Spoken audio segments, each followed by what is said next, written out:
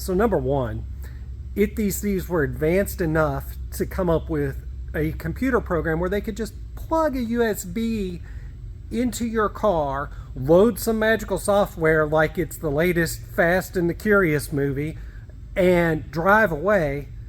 Do you really think they'd be stealing Hyundais and Kias? Today we have this little Hyundai Elantra in the shop, and this one was attempted to be stolen. However, the thieves did not get away, but they did leave it running in the customer's driveway. What's happening, everybody? I'm Don the Car Guy.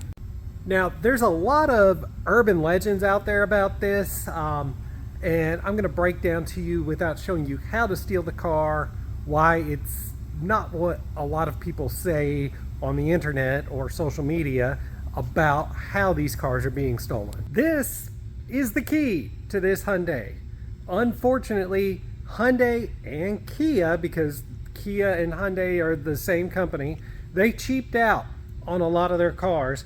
They didn't put an anti-theft chip, what's called a transponder chip or a RFID chip, lots of different names for it. They didn't put one in the keys for a lot of their vehicles, which means that if you can find a way to start the vehicle without the key, you can start it and drive away. Now, I'm no fan of thieves, and I'm no fan of automakers cheaping out on their customer products. Transponder keys have literally been around since the 1980s. Cadillac, Mercedes, GM with the Corvettes, those were all the early cars with that technology in probably the mid to late 80s, early 90s. So 35 plus years, this technology's been available. It's relatively cheap and it's relatively simple. A lot of times teenagers that are stealing this, they're not real advanced. They're, like I said, they're using a hammer and a screwdriver or something like that. You can see here, this is the backside that slides in. So this is the lock cylinder. This is the backside that slides onto the switch. Look at the size of that. What's that look like? Kind of looks like pretty close to the same size as that, a USB charging cable. So that's where the USB side of the urban legend came from. It seemed to me that, you know, if we were making Gone in 60 Seconds again, Nicolas Cage and Angelina Jolie are not targeting Hyundais. There's not some scary guy with a British accent that wants a Hyundai Elantra or a Kia whatever, Optima or whatever they are, in his collection of unique and rare cars that he's going to sell on the black market.